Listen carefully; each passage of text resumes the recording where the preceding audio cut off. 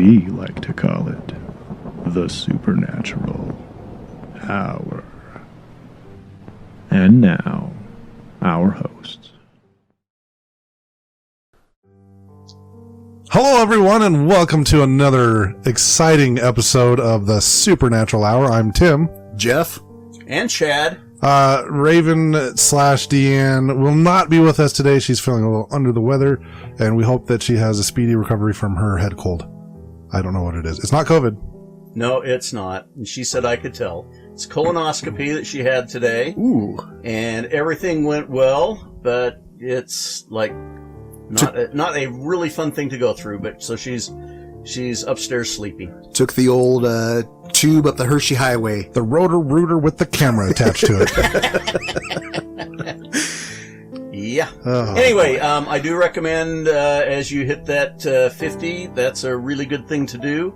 And then every 10 years after that. So this is our public service announcement for the day. Get your colonoscopy. I guess I don't have to worry about that for another 12 years. You guys are lucky.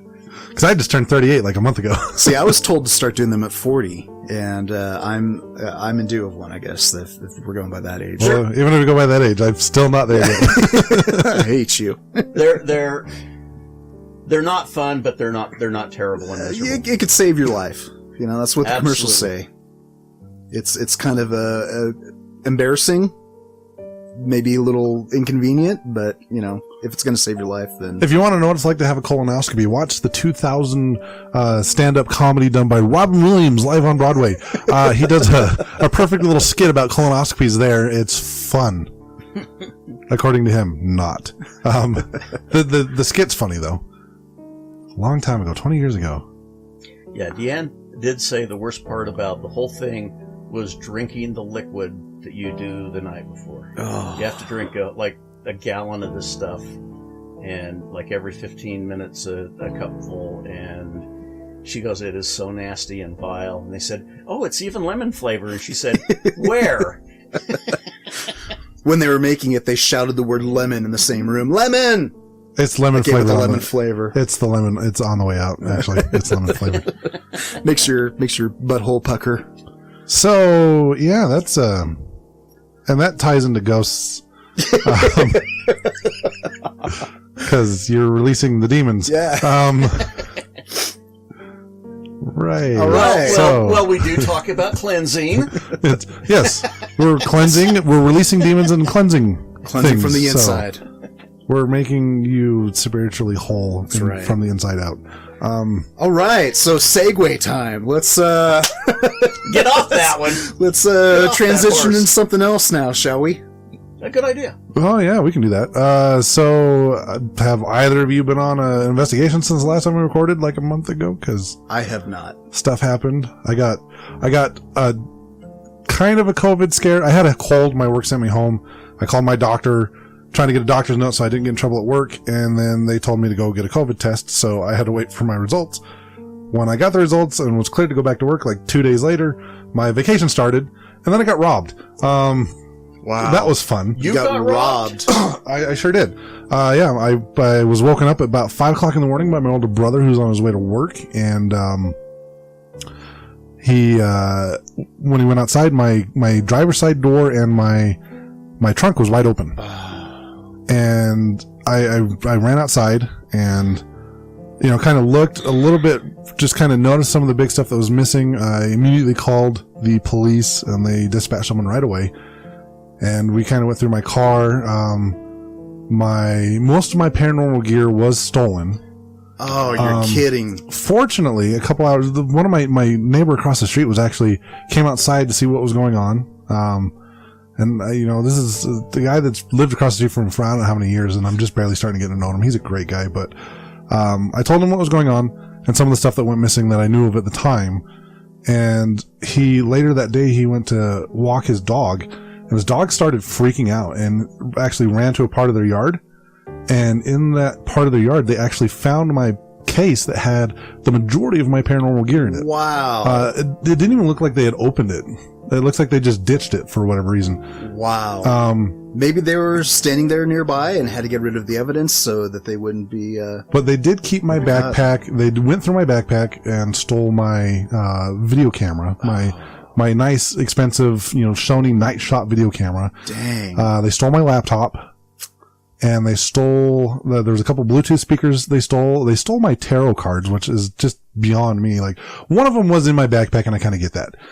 I know they went through my backpack. They actually ditched some stuff out of it, like all my flashlights and a book that I borrowed from Dave, Ghost Physics.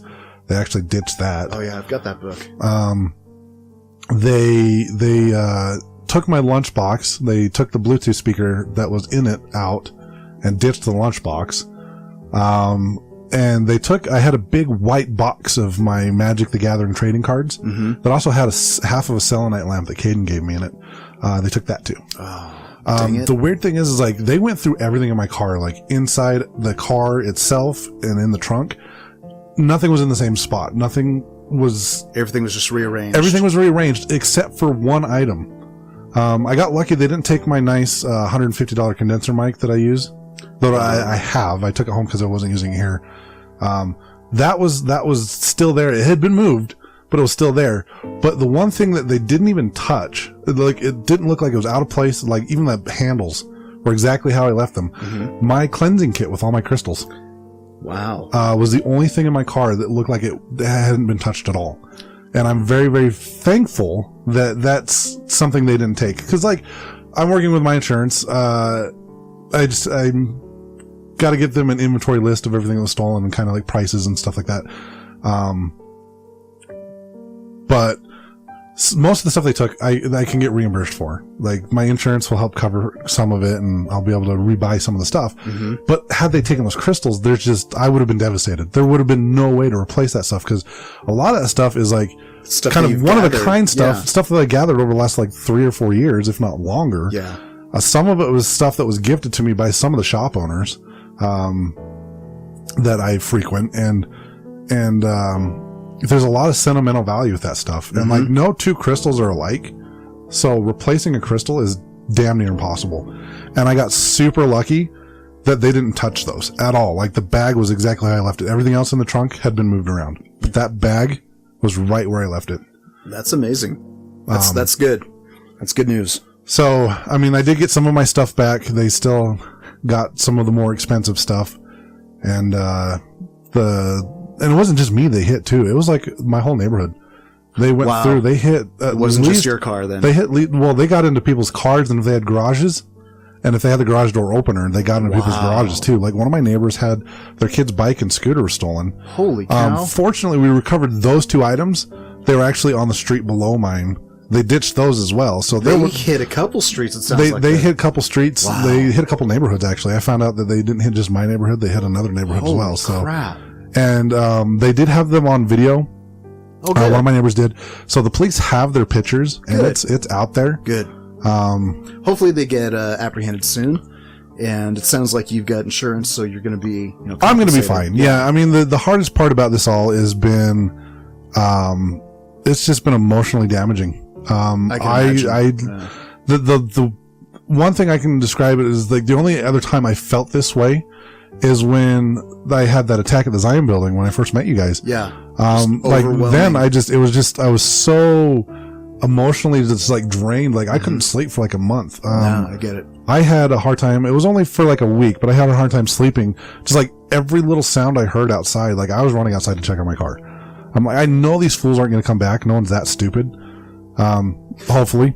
I don't keep anything in my car anymore, but it's for the first little bit there, it's just any noise I heard, I was rushing outside to check on my car. I was just so anxious and paranoid and frightened. And you feel violated because someone's entered your personal space and gone through your property and taken stuff.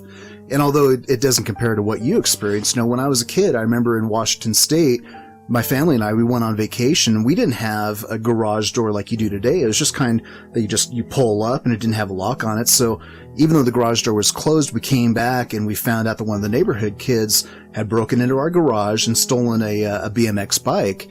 And, we ended up recovering the tires. We knew that it was him. There was no way we could prove it. We knew that it was him. He bragged about it to other kids, but it's like, it's violating. Even when I was a little kid, it's like, I felt that. Like I felt like, my house is a safe spot and no one should be able to go in there or do anything. And, we got back home and that was the worst case scenario. I'm sure that they probably stole a few other things from the garage, but I remember the BMX bike was the big thing. And, it was tough. It's on an emotional level because like I said, you just feel violated. You feel like someone's gotten into your inner sanctum and entered somewhere they shouldn't have been. Well, and that's, I'm almost positive that's how the people that we help feel when they're dealing with spirits. Because you have a spirit in your home, it's invading your personal space. Like, I can totally understand how these people feel. It's an uninvited guest. And it's just like, without having someone to talk to or a way of coping with it, it can be very difficult. Like, I was also on vacation. Like, so I wasn't even going back to work to have something to distract my mind. I was sitting at home for a week, just in my own head, just thinking like, what if I did this differently, or if I had done this differently, or, like what I could have done to stop this from happening. Mm-hmm. But like you said, even when people are experiencing paranormal phenomena in their house, they know that it's there. They can't see it. They don't know how to get rid of it. But oftentimes it is emotionally and physically and mentally draining, because that's, our bodies were made of energy, and we give off that energy, and they use that energy to help manifest themselves, and they use that, especially the negative entities, to project their, what they do, and to slowly make your life a living hell. And so, I could understand how they would feel too. I've never personally lived in a house that was haunted, but I could only imagine how difficult that would be, having to put up that day in and day out, knowing that something was there that you didn't want there, and not knowing how to get rid of it and how to cure it. Like being afraid to go to sleep in your own house. Yeah, like, right? Like me, it was just, they went through my car. They didn't actually come into the house or anything like that, but still, like, I can understand how people feel when they're dealing with spirits in their home. It's just like, you can't see it. You don't know when or where what they're going to do. I can only imagine how terrified people are just to lay down and close their eyes, because they don't know what's going to happen. Yeah. And that's why we do what we do, is we want to help these people feel comfortable and safe in their own homes. Now, on a side note too, if you feel like you have an entity in your home, I would hesitate investigating your own home. Call someone else, call someone that can do it for you. I think when you investigate your home, you're not only opening up that doorway for more activity, but you might not always be happy with the results that you find. Maybe it's not really haunted, I don't know. Maybe it really is, and you weren't expecting that, and that can be really off-putting too. So if you have a feeling that something is there, and you've been experiencing strange things, call a professional. WISPs. Well, and I know a lot of people, I've heard this over the years. WISPs.org. Yes, WISPs.org. I've heard this over the years, and a lot of people have asked, what's the difference between them investigating their own home and someone like us coming in and investigating the home? So what is the difference? Well, first, we've had a lot of training and experience with dealing with spirits. We also have people on our team that we work with that can see and hear the spirits, people that are gifted that can help spirits cross over if they need. We know different techniques to use. We have scientific equipment that we use to help get these readings and measurements, and to show whether or not there's actually spirit in the house. And then we have different practices that we do, whether it be priesthood blessing or just like a little cleansing ritual that we do to remove the spirit from the home, and then try to keep them from coming back. Now, I know a lot of people, you hear about sage, and I'm all for sage. I use sage myself when I'm cleansing. The thing with sage is I don't think people realize that it's not an end-all be-all to things. It's not the permanent fix. Sage is kind of like a Band-Aid, if you will. I was just going to say. I'm not saying sage, don't sage. Just, you got to realize that, like, just saging your house once isn't going to keep something out forever. Because once that smell dissipates, once that sage is cleared up, that it's not going to be there anymore to keep that entity from coming back. They can come back. Yeah. So that's why we do things like Like some of the things we do is like Priest of Blessings, where we have someone bless the home, or sometimes we're in members of the church's house and they bless their own home after we've got the spirit out. But that's another thing too, is that, we can only do so much. It's kind of like building a bridge. You got to meet in the middle. If take, for example, we investigated a house in Tooele a couple years ago, and the young man, he was a father in the family, and I'm sure I've talked about this before. He had been using Ouija boards since a young age, and for us to go in there and do our thing and to try to cleanse the house, it was also like putting on a Band-Aid. Even though we're doing our full routine to get everything negative out, he's still there, and all he has to do is just invite it back in. So you kind of have to meet us halfway.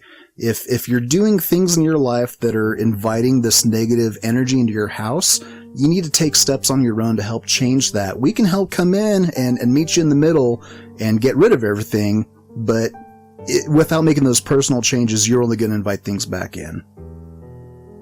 A lot of times when we go to someone's house,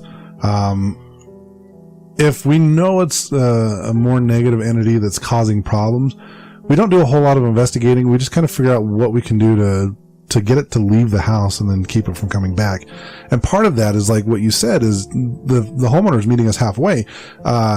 We kind of give you instructions, if you will, on things you can do to help keep that from coming back in your house and bringing that positive energy in your home, whether it be like lighting candles or incense daily, or even playing like hymns, religious music, or something. It doesn't have to be, churchy music, even like, monk chanting or something like that. Or just uplifting positive music, something that brings that positive energy. Like my go-to song, and people laugh at me when I say this, but one of my go-to positive songs, because it's just hard to be in a bad mood when you're listening to it. It's some black metal, isn't it? It's Black Sabbath. Not really. Yeah. It's actually Can't Stop the Feeling by Justin Timberlake.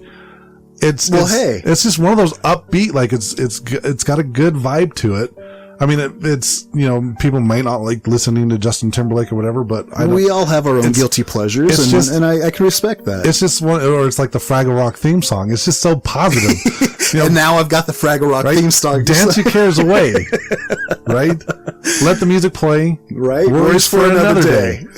It's hard to be in a bad mood when you're listening to music like that. And that type of attitude and positivity is going to help keep those things out of your house. Yeah. When it comes to negative entities. Now, if it's a positive energy, if it's like a family member, you don't always want them gone. Sometimes they're there just watching over you and making sure that you're okay and that you're safe and that you're happy. And it's all about just kind of realizing and knowing what's in your house and what you can do to make the best of the situation. Now, I mentioned too that I've never really experienced paranormal hauntings. That's not necessarily true, because in the past I did work as a funeral director, and there was a time where I was told that there were several entities that were in my house, but they were all not necessarily negative. They were just there because they'd followed me home from the funeral home, and they were just there to kind of poke around and see what was happening. And most of them did leave, but I remember I have a photograph of me. I took a photo of my family on Christmas morning, and all my kids are sitting around the Christmas tree opening up the presents, but in the corner of the photo you can see an orb.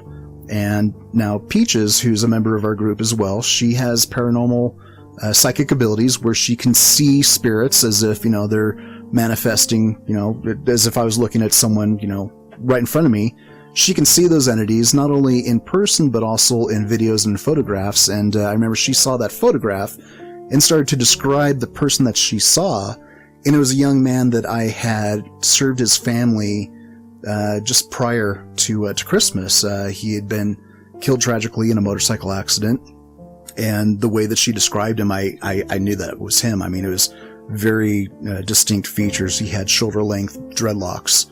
And, just things about him that she said. I was like, I knew exactly who it was.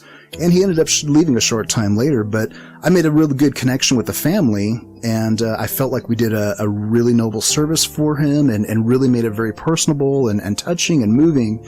And so I think because I made that connection with the family, he was able to trust me enough where he followed me home and just kind of wanted to hang out for a little while. So yeah, I knew that he was there for a little bit, and that really didn't bother me. And I know that he's moved on since, but it was kind of reassuring to know that someone that I helped was was there kind of watching over me too. And I think that happens more often than not. You know, I think most houses are usually haunted, but it's maybe relatives or friends or family member that might have passed and they're just, checking in on you. My stepdad, it's been a little over a year since he passed away, and I've had a couple people tell me that he's come and checked up on me. And I know that my mom has had experiences as well where she's really felt his presence. And so knowing that he's still kind of a part of our lives in a way, it can be really reassuring. So yeah, I mean, I guess the kind of point of the whole thing is like everyone expects hauntings to be like what you see in the movies, where everything's just chaotic and scary, and that's only a very small percentage of what we actually deal with. Most of it's more on the positive side. It's reconnecting people with their families, and that's more rewarding than anything. Absolutely. And I think a lot of that is people will, they'll get the movement, or they'll get the feelings, or something's different or wrong, and they don't realize that it's just oftentimes the spirits, oftentimes the loved ones, just trying to connect and be recognized and let them know that they're still there.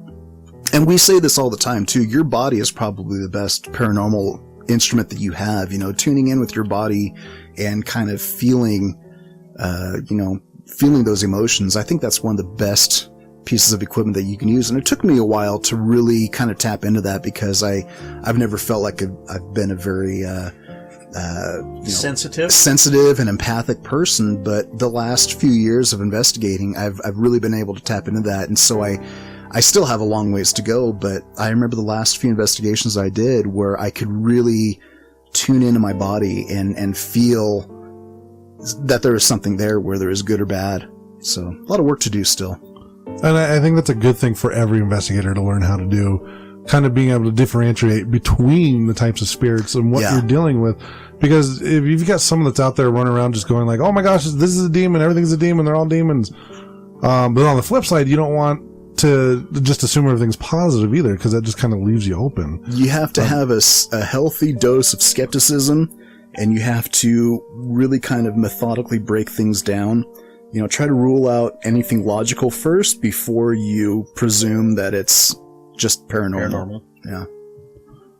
Actually, I had an experience at Benson Grist Mill last week as well. Oh, really? Tell us about that. So throughout the night, we were kind of just, Caden and I were just kind of going wherever we were drawn to. Towards the end of the night, we ended up in the barn.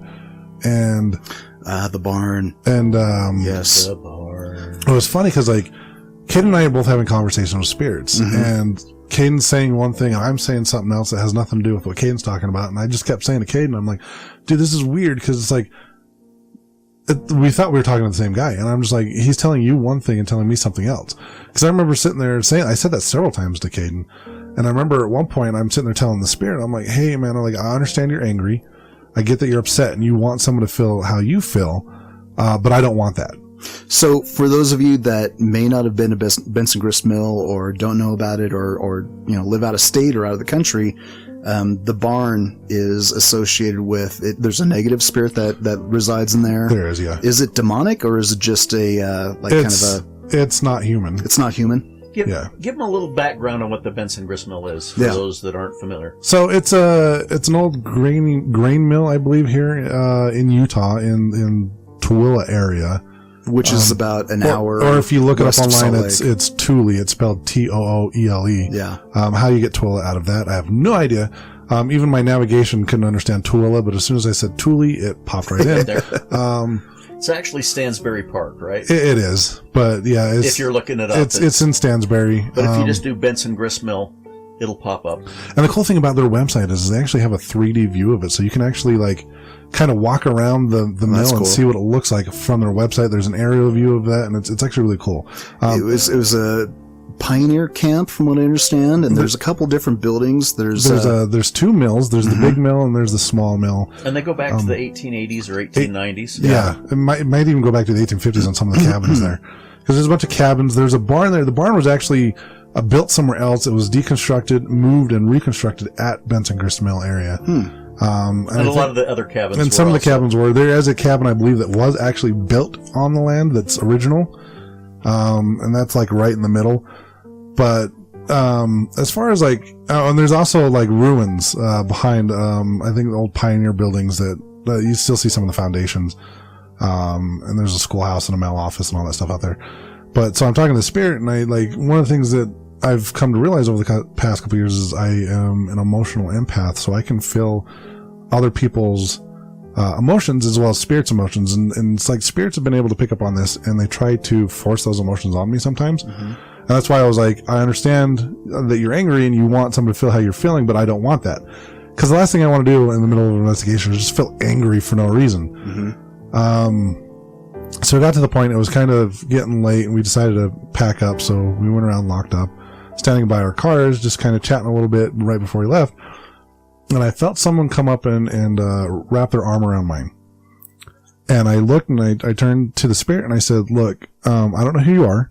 I even asked Caden, I'm like, do you know who this is? And he's like, no idea. I'm like, you're making me feel uncomfortable. You weren't rubbing your butt up against them, were you? No, I only do that at family tree. Okay. Just making sure. So I was just like, you're making me feel uncomfortable. I'd appreciate it if you step back. And I just kind of pushed my energy, just to kind of form a little barrier between me and him.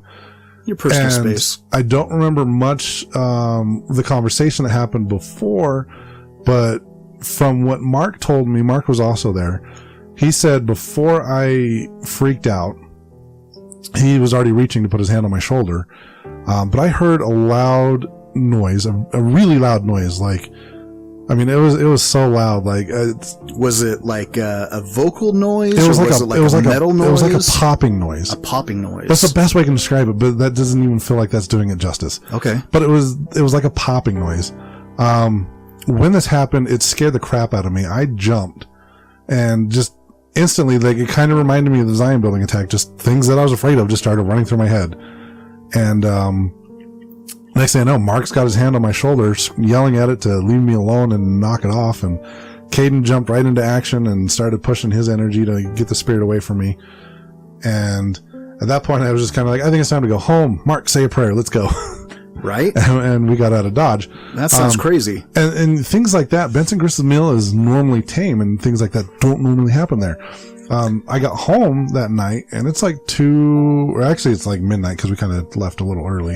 But I text Caden, and I'm like, why do I get the feeling that I'm the only one that heard that noise? And he's like, because you were. And so I started looking into it a little bit. I talked to some of the people that I work with at Synchronicities, and from what I can tell, that's what it sounds like when a spirit or something invades your personal energy field. It tore my bubble, basically. Wow. And he was trying to make me feel his angry emotions. I asked Peaches about it, because she's super gifted. She can actually trace our energies back to where we were and tell us exactly what happened.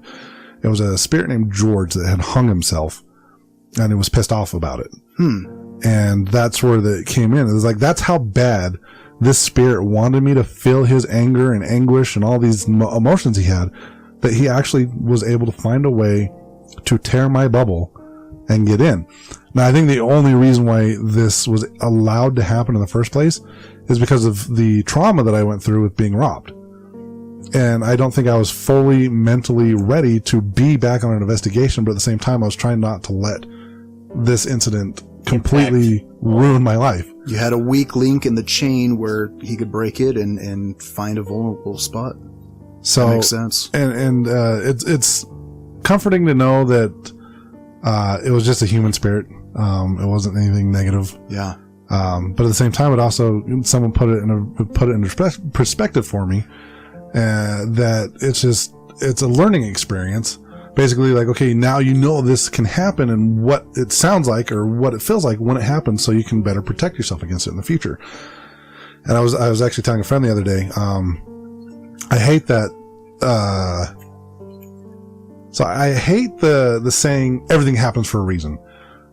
I've come up with my own phrase, and you can agree with me or disagree with me. How about it is what it is? I hate that one too. I know you do. Oh, I hate that with a passion. It is for a reason. Yeah. So instead everything happens for what it is. It is what happens.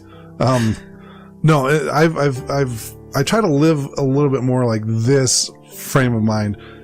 Everything's a learning experience. So instead of just saying it happens, everything happens for a reason, this is the universe's plan. why though? Like, what can I learn from this? What can I do to become a better person? What can I do to grow from the situation?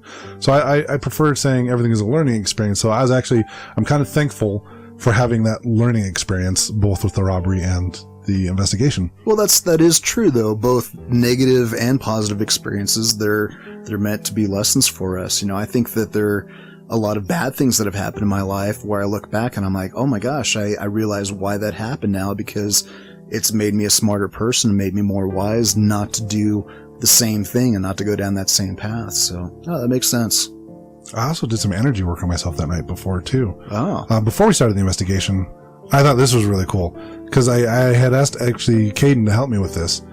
And we were set up at one of the picnic tables, and he was standing across from me on the other side of the table. Mm-hmm. I lit some incense, had my crystals out, was kind of calming my mind, kind of trying to ground myself, center myself. And at one point, I could tell Caden had went and stood behind me and started doing some energy work with me, like I do with people that I help. And then as we were going, like I could feel the energy like going through my head to my shoulders, kind of down through my back and out, like it would if I was doing the work on you. Mm-hmm. And I could feel Caden doing all of this until I heard him laugh about 10 to 15 feet behind me. I realized he was with the rest of the group at this point, and there was actually nobody standing behind me doing this. No one living anyways. But I could actually feel the energy, like I literally felt like a weight drop off my shoulders. I literally felt the energy just kind of being pushed out of my body. And the whole time it was going on, I thought it was Caden. I talked to him about it after the fact, and I'm like, dude, yeah, I thought you were right there. And he's like, no. He's like, I went to do it. And he's like, someone came and put their hand on my shoulder and said, I got this. And so Caden went on his way. So I had like a spirit guide or something. Guide, yeah. Someone came up and actually started with and doing the energy cleansing with me, which is a really neat experience. I've not actually gone through something like that before. It was actually kind of cool. Yeah, on that, the Benson Grist Mill, that is such a great venue. And Advanced Paranormal Services will be having an investigation out there probably this spring or early summer. We'll plan on doing that. And if you've never been there, it is one of the really neat venues in the state. It really is. It's a great, if you've never done an investigation, especially, it's a great venue to kind of cut your teeth on. There's always activity. There's always a lot of activity. There's a mixed bag of whatever you can find. And there's certain areas where the negative entities tend to hang out. So, it's relatively safe. You can go to different parts of the venue and have really cool experiences. And then if you want to delve into something a little more hardcore, we can also direct you where to go there. But it's a great venue. Like I said, it's a beginner venue, I think. If you've never done an investigation before, highly recommend getting tickets and come to the venue. It's a beginner, but you can go anywhere from beginner, we've never done this, where we'll have guides to help you and show you the different things, up to go out with you and another friend into some pretty dark areas and investigate. But it gives you a wide range of opportunities. But we'll plan to be out there again early this next summer. Yeah, I've been several times and I've never been disappointed. I've had all kinds of experience, from good to bad to dark, and it really is a great venue. So highly recommend going to it's Wisps. No, it's advancedparanormal.com. Astral Projection, real thing. It is, and it can be tricky. It can open you up for the possibility for something to jump in. And Brandy actually explained this to me as well.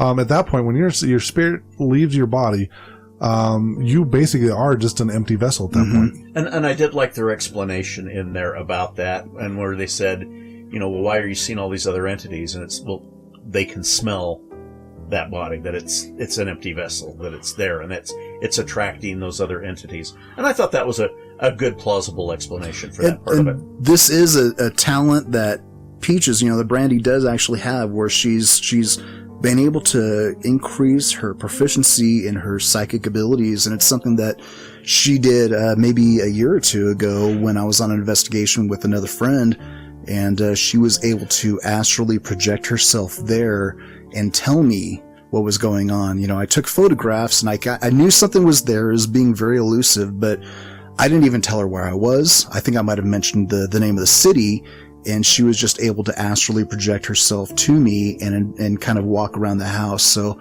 you know, she's very gifted, very talented, and I thought that was a really cool experience. And if people want to kind of debate on whether or not there's an actual thing or if she can actually do that, there was a house that Dawn and I were in, along with Caden and Deanne and some other investigators up in Bountiful. All I told her was the city, and she was able to tap into my energy and astral project there. This is a house she had never been in before, and she was able to tell me the layout of the house. Like, she's like, go into this bedroom that's this, you know, she's like, turn this direction. She's like, turn right, go into the bedroom that's like your second one on the left. Like, she was actually able to walk me through the house and tell me which rooms to go into. Same thing with without actually ever stepping foot in that house. Same thing with the house that I was at too. It happened to be down the hill from a hospital, and she knew that. She said, "Oh, the spirit that's there, he wandered down from the hospital just right up the hill." And of course, I looked out the back window, and you could see the light from the hospital with the name of it. And I mean, she wasn't even there. She didn't even know that unless she had been there on the astral plane. So, pretty cool stuff. So, it is cool. It is possible, and it's something to not take lightly. If it is something that you do, make sure that you take the right precautions to ground yourself, and don't do it alone. Like, make sure someone else is in the room with you. Don't practice ghost busting by yourself, kids. Definitely not. Don't play with Ouija boards. And just one more thing. Like, I know we've mentioned this on the shows before. Instead of doing crystals this week, I know that people are still kind of like pent up in their houses, locked down or whatever because of COVID and stuff like that. Emotions are high. People are experiencing depression and other emotions. Just know that there are people out there that care about you. Reach out to a friend, a family member, talk to someone. Don't just keep this bottled up inside. There are people that can help you, whether it's, you know, like I said, friends or family. There's also professionals that can help you through the situation. Just know that there are people out there that do care about you and want you around. So just before you do anything drastic, just open up to someone. Awesome. No, that's a good point to make, Tim. I appreciate you sharing that. Check on your friends, you know, even if they feel like they're doing fine or they say they're doing fine, check on them. And you know, I think a lot of people are struggling out there. So well, it's like Robin Williams when he passed. I know they say that the saddest people usually put on the happiest of faces because they don't want to bring other people down. So just, you know, reach out to someone. If you get that inkling that someone might just need to hear from you, give them a call, send them a text. Just check on everybody, make sure that everybody's doing okay. And like I said, if you're having issues yourself, don't be afraid to reach out to somebody. You know, there's people out there for you that can then help you through whatever you're going through. Awesome. So yeah, with that, I guess we'll call it an episode. It's an episode. Thanks, Chad.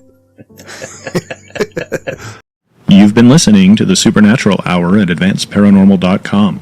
The Supernatural Hour is part of the Radio Ronin network found at RadioRonin.com. Copyright by Advanced Paranormal Services.